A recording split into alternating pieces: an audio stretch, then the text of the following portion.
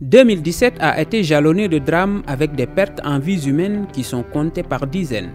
Et à chacun d'entre eux, Dakaractu a accordé un grand reportage.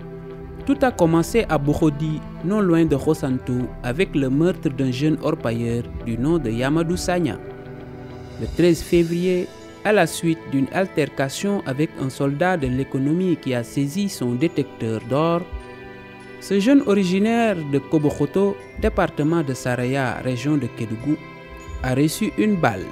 Votre site s'est rendu sur place pour rencontrer sa famille. Un séjour que nous avons mis à profit pour comprendre le métier d'orpailleur dans cette zone où l'activité majeure reste l'orpaillage traditionnel. Pour ce faire, votre site a fait une immersion dans un djoura, site aurifère de Khossantou. Alors que le Sénégal ne s'est pas remis de la mort du jeune Yamadou Sagna dans les conditions que vous n'ignorez pas, un incendie d'une rare violence se déclare dans la région de Kolda, à Médina Gounass. Le mercredi 12 avril, correspondant au 5e jour de la retraite spirituelle du Daka, un incendie se déclare dans l'après-midi et ravage tout sur son passage. Le bilan est macabre. 34 pèlerins ont péri. 3 jours de deuil sont décrétés par le président de la République. Des mesures sont annoncées pour corriger les impairs ayant causé ce désastre. Moins d'un mois après la tragédie du Daka, une pirogue chavire à Betenti.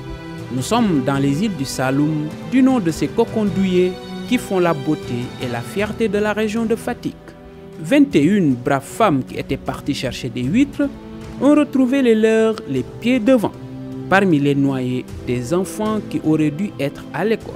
Eux suivaient un programme scolaire, mais ne pourront hélas poursuivre leurs études.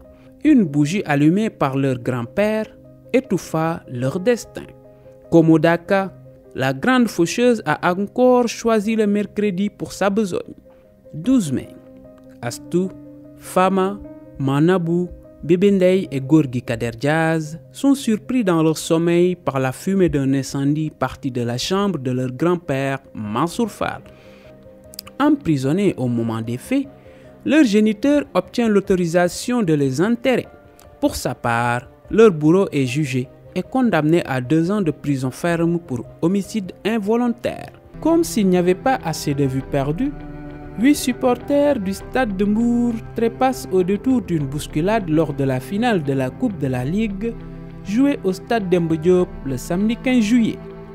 Les Wakamois sont pointés du doigt pour avoir poussé les Mbourois jusque dans leur dernier retranchement.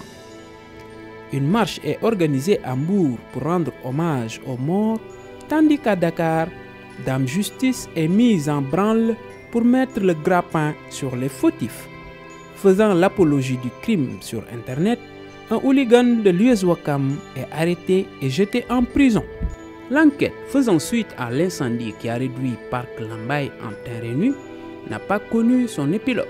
Stoïcisme en bandoulière, les hommes d'affaires et les commerçants qui y tenaient leur commerce doivent prendre leur mal en patience. Les millions qu'ils avaient investis dans ce haut lieu de l'informel dakarois risquent de passer par pertes et profits. C'est dire que 2017 n'a pas été de tout repos. Espérons que 2018 sera moins affligeante.